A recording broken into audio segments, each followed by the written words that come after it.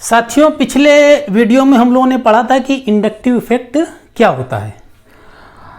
उस inductive effect में हमने आपको बताया था कि it is a displacement of sigma electrons towards the more electronegative atom, और उसके मेजरमेंट के हमने तुमको दो तरीके बताए थे। एक बताया था इलेक्ट्रॉन अट्रैक्टिंग ग्रुप और एक बताए थे electron repelling group.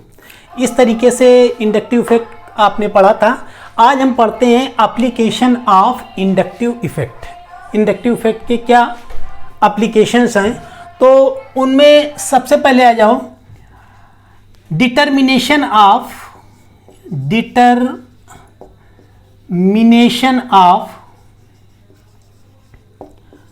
Acidic strength. Determination of acidic strength of carboxylic acids. आप लोगों ने कार्बोक्सिलिक एसिड पढ़े होंगे। This is RC double bond OOH। इन कार्बोक्सिलिक एसिड्स को एसिड्स क्यों कहते हैं? एसिड्स क्या होते हैं? According to Lowry Bronsted concept, those compound which gives H positive ion और proton on dissociation are called acids. यानी वो कंपाउंड्स जो डिसोसिएट होकर के H पॉजिटिव आयन या प्रोटॉन देते हैं, दे आर कॉल्ड एसिड्स। तो इसी तरीके से इसमें भी क्या है कि ये कार्बोक्सिलिक एसिड डिसोसिएट होकर के देता है carboxylate ion plus H positive ion, और जब ये H पॉजिटिव आयन दे रहा है तो क्या कहलाएगा? This is acid. अब एसिड की स्ट्रेंथ क्या होती है? स्ट्रेंथ क्या होता है? स्ट्रॉन्ग एसिड होते हैं, वीक एसिड होते हैं। यानी वो एसिड्स जो बड़े इजीली डिसोसिएट हो जाएंगे, they are called strong acid. और या वो एसिड जो कि बड़ी आसानी से H पॉजिटिव आयन देंगे या जो ज़्यादा H आयन देंगे, they are called strong acid. और जो कि धीरे धीरे डिसोसिएट होंगे या जिनमें H आयन का कंसंट्रेशन कम होगा, they are called weak acid. तो हमें ये पता करना है कि यहाँ पर एसिडिक स्ट्रेंथ डिटर्मिनेशन, यानी एसिड स्ट्रॉन्ग है या वीक है, इसका हमें डिटर्मिनेशन यहाँ पर करना है। डिटर्मिनेशन की तरीके समझ लो जरा क्या है, किस तरीके से। एक तो सबसे पहले हम एक अपनी लॉजिक लगाते हैं और कॉमन सेंस लगाते हैं। क्या है कि this is RC double bond OOH carboxylic acid. क्या होगा? ये बॉन्ड डिसोसिएट होगा और ये क्या करेगा? H आयन देगा। कैसे H आयन देगा? ये C डबल बॉन्ड O है, ये क्या करता है? Due to minus inductive effect ये इलेक्ट्रॉन को अपनी ओर क्या करता है? अट्रैक्ट करता है। जब ये इलेक्ट्रॉन को अपनी ओर अट्रैक्ट करेगा तो ये क्या होगा? ये इलेक्ट्रॉन इधर को शिफ्ट करेंगे और इसके इलेक्ट्रॉन क्या हो जाएंगे? इधर को शिफ्ट करेंगे। तो इस C डबल बॉन्ड O की वजह से, इस कार्बोनिल ऑक्सीजन की वजह से क्या होता है? इस OH के बॉन्ड इधर की ओर शिफ्ट करते हैं और इतना शिफ्ट कर जाते हैं कि इलेक्ट्रॉन इस ऑक्सीजन एटम के ऊपर आ जाते हैं। तो ये डिसोसिएट होकर के बना देता है RC double bond O negative plus H positive ion. एक चीज हो गई। दूसरी चीज, अब हमें एसिडिक स्ट्रेंथ का डिटर्मिनेशन करना। तो जितने भी एसिड होंगे उन सारे एसिड्स में ये ग्रुप तो प्रेजेंट ही होगा। डिफरेंस कहां पर होगा? डिफरेंस ये होगा R। तो कितनी जल्दी या कितनी आसानी से H पॉजिटिव आयन हम खींच सकते हैं? तो R में डिफरेंस क्या है कि अगर यहां पर एक हम और इलेक्ट्रॉन अट्रैक्टिंग ग्रुप लगा दें, यानी वो ऐसा ग्रुप लगा दें जैसे कि मान लो हम यहां पर Cl ग्रुप लगा दें, यहां पर क्या लगा दें? CH2Cl। तो ये क्या करेगा? ये भी inductive effect, minus inductive effect operate करेगा। तो अब इलेक्ट्रॉन का अट्रैक्शन दो जगह से, यानी इधर से भी इलेक्ट्रॉन अट्रैक्ट होगा, इधर से भी इलेक्ट्रॉन अट्रैक्ट होगा। तो यहां पर जो इलेक्ट्रॉन डिसोसिएट होकर के निकलेगा वो इजीली निकल जाएगा, और जब इजीली निकल जाएगा तो क्या हो जाएगा? हम ये कह सकते हैं कि ये मोर एसिडिक हो जाएगा। तो होता क्या है कि acidic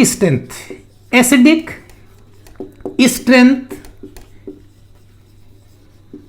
is directly proportional to the minus I effect, यानी इस पे जितना ज्यादा आई इफेक्ट ऑपरेट करेगा, यानी जितना इलेक्ट्रॉन अट्रैक्टिंग ग्रुप लगा देंगे तो कार्बोनिल ऑक्सीजन के अलावा ये क्या करेगा, ये इलेक्ट्रॉन को अपनी ओर और अट्रैक्ट करेगा, तो उतनी इजीली H पॉजिटिव आयन निकलेगा, और वो जो जितने इजीली H पॉजिटिव आयन निकलेगा वो उतना ही ज्यादा एसिडिक एसिड हो जाएगा। तो acidic strength is directly proportional to the minus I effect. ये तो एक हमने लॉजिक लगाया, कॉमन सेंस लगाया।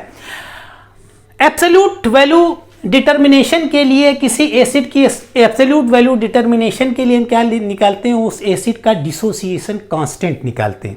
कैसे डिसोसिएशन कांस्टेंट निकालते हैं कि यहां पर क्या है, दिस इज RCOOH, ये डिसोसिएट होकर के दे रहा है कार्बोक्सिलेट आयन, और यहां पर आ जाएगा H पॉजिटिव आयन, तो यहां पर क्या हो जाएगा Ka, यानी this is dissociation constant of the acid, equal to हो जाएगा concentration of carboxylate ion and concentration of H positive ion and concentration of carboxylic acid RCOH। ये जो यहां पर निकलेगा this is dissociation constant. Dissociation constant, जितने ज्यादा H ion का कंसंट्रेशन होगा उतना ज्यादा डिसोसिएशन कांस्टेंट होगा, और वो कंपाउंड उतना ही ज्यादा एसिडिक होगा। तो जितना ज्यादा H आयन का कंसंट्रेशन होगा उतना ही क्या हो जाता है, डिसोसिएशन कांस्टेंट हो जाता है। एक दूसरी चीज भी होती है, यानी Ka इक्वल टू तो माइनस pKa, तो जितनी pKa की वैल्यू कम होगी यहां पर उतना ही ज्यादा वो एसिडिक स्ट्रेंथ उस एसिड की, यानी क्या होगा, डिसोसिएशन कांस्टेंट Ka की वैल्यू जितनी ज्यादा होगी उतना H आयन का कंसंट्रेशन होगा और वो एसिड उतना ही ज्यादा एसिडिक होगा। इसके विपरीत जितनी वैल्यू pKa की होगी उतना ही, जितनी ज्यादा वैल्यू pKa की होगी वो एसिड उतना ही वीक एसिड होगा। दूसरी चीज, एक दूसरी कॉन्सेप्ट क्या है कि ये डिसोसिएट होकर के क्या दे रहा है, कार्बोक्सिलेट आयन, ठीक। K की वैल्यू कार्बोक्सिलेट आयन के कंसंट्रेशन पर भी डिपेंड कर रही है क्या, कि ये कार्बोक्सिलेट आयन जितना ज्यादा स्टेबल होगा, जितनी ज्यादा स्टेबिलिटी इस कार्बोक्सिलेट आयन की होगी, तो मॉलिक्यूल में क्या टेंडेंसी होती है, वो क्या करता है, मोर स्टेबल स्ट्रक्चर को एक्वायर करना चाहता है। अगर इसकी स्टेबिलिटी ज्यादा होगी तो ये कार्बोक्सिलिक एसिड डिसोसिएट होकर के मोर स्टेबल कार्बोक्सिलेट आयन देना चाहेगा, और जब वो कार्बोक्सिलेट आयन बनाएगा तो क्या करेगा, H आयन देगा, और जब H आयन देगा तो हम कहेंगे कि this is acidic in nature. तो एसिडिक स्ट्रेंथ किस पर डिपेंड करेगी, स्टेबिलिटी ऑफ कार्बोक्सिलेट आयन। ये कार्बोक्सिलेट आयन जितना ज्यादा स्टेबल होगा उतना ही ज्यादा वो डिसोसिएट होकर के फॉर्म होगा, उतने ही ज्यादा H आयन होंगे और मॉलिक्यूल उतना ही ज्यादा एसिडिक स्ट्रेंथ का होगा। तो कुछ समझना क्या है कि this is carboxylate ion, RC double bond O negative, क्या कहते हैं, दिस इज एनायन। और इस एनायन में होता क्या है कि इस निगेटिव चार्ज का जितना ज्यादा डिस्पर्जन हो जाएगा, या तुम कह सकते हो कि ये निगेटिव चार्ज जितना कम हो जाएगा वो कार्बोक्सिलेट आयन उतना ही ज्यादा स्टेबल हो जाएगा। तो इस निगेटिव चार्ज का डिस्पर्जन कैसे होगा, ये निगेटिव चार्ज यहां से कम कैसे होगा, उसी तरीके से कम होगा कि हम R यहां पर क्या ले लें, कोई इलेक्ट्रॉन अट्रैक्टिंग ग्रुप ले लें, हम ले लें यहां पर CH2Cl। जब CH2Cl ले लेंगे तो ये क्या करेगा, इस इलेक्ट्रॉन को अपनी ओर अट्रैक्ट करेगा, और जब ये इलेक्ट्रॉन इधर अट्रैक्ट होगा तो क्या हो जाएगा, इस पर निगेटिव चार्ज डिस्पर्स हो जाएगा। तो ये जो यानी पर क्लोरो एसीटेट आयन बनेगा, that will be more stable. तो अब जैसे हम कंपैरिजन करते हैं यहां पर, this is acetic acid CH3 C double bond O negative, this is यानी एसीटेट आयन। इस एसीटेट आयन में क्या प्रेजेंट है, यहां पर प्रेजेंट है इलेक्ट्रॉन रिपेलिंग ग्रुप। पीछे टर्न पर वीडियो में क्या पढ़ाया था कि जो एल्किल ग्रुप्स होते हैं दे आर इलेक्ट्रॉन रिपेलिंग। अब क्या कर रहे हैं, ये इलेक्ट्रॉन रिपेलिंग ग्रुप है, ये क्या कर रहा है, इस एनायन पर निगेटिव चार्ज को क्या कर रहा है, इंक्रीज कर रहा है, और जब ये निगेटिव चार्ज इंक्रीज कर रहा है तो ये क्या कर रहा है, इस एनायन को अनस्टेबल बना रहा है। और जब अनस्टेबल बनेगा तो क्या हो जाएगा, ये H पॉजिटिव आयन कम देगा, क्योंकि मॉलिक्यूल में टेंडेंसी होती है कि मोर स्टेबल स्ट्रक्चर को वो एक्वायर करना चाहता है। तो इन दोनों में क्या है कि यानी ये क्लोरोएसीटेट आयन, इसमें निगेटिव चार्ज का डिस्पर्जन हो जाएगा due to -I effect of chlorine atom, यानी क्लोरीन एटम इलेक्ट्रॉन अट्रैक्टिंग है, ये इस इलेक्ट्रॉन को अपनी ओर खींचेगा, जिससे इस जगह पर इलेक्ट्रॉन की डेंसिटी कम हो जाएगी, यानी इस निगेटिव चार्ज का डिस्पर्जन हो जाएगा, तो यानी आयन की स्टेबिलिटी बढ़ जाएगी।